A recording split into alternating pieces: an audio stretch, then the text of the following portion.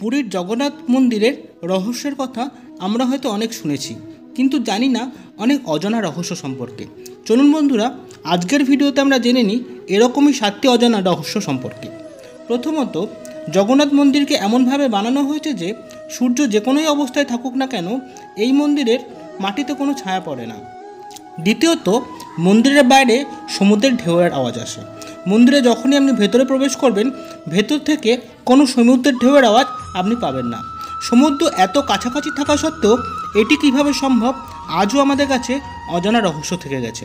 তৃতীয়ত, মন্দিরের ওপর দিয়ে কোনো পাখি বা এরোপ্লেন কোনোদিনই উঠতে পারে না, কিন্তু এটি কিভাবে সম্ভব বৈজ্ঞানিকেরাও সেটি ব্যাখ্যা করতে পারেনি।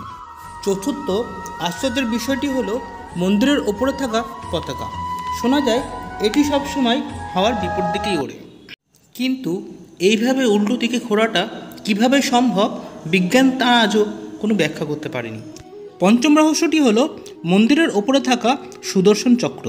যেখান থেকে দেখা হোক না কেন শোনা যায় এর ফেস সবসময় যিনি দেখছেন তার দিকেই থাকে।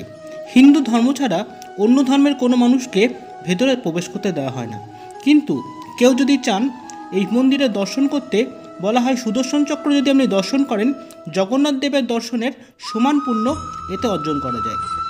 ষষ্ঠম আশ্চর্যের বিষয় হলো জগন্নাথ দেবের ভোগের প্রসাদ। শোনা যায় কোনোদিন ভক্তদের জন্য এখানে খাবারে কম পড়ে না, বা অতিরিক্ত প্রসাদও এখানে নষ্ট হয় না।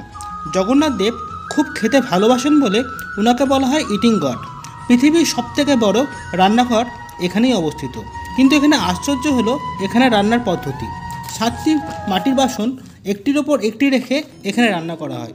ওপরের বাসনে রান্না হয় সবার প্রথমে এবং নিচের বাসনে রান্না হয় সবার শেষে, কিন্তু এটি কিভাবে সম্ভব বৈজ্ঞানিকেরা সেটি ব্যাখ্যা করতে পারে না। সপ্তম আশ্চর্য হলো জগন্নাথ দেবের প্রাণ প্রতিষ্ঠা। শোনা যায় যখন জগন্নাথ দেবকে প্রাণ প্রতিষ্ঠা করা হয়, দিবালোকে প্রাণ প্রতিষ্ঠা করা হয় না। যিনি বিগ্রহ বানান তাকে চোখ বেঁধে দেওয়া হয় এবং চোখ বাঁধা অবস্থাতেই তিনি জগন্নাথ দেবের বিগ্রহ প্রতিষ্ঠা করেন। কিন্তু চোখ বাঁধা অবস্থায় কিভাবে এরকম অপরূপ জগন্নাথ দেবের মূর্তি বানানো সম্ভব তা আমাদের সকলের কাছেই অজানা।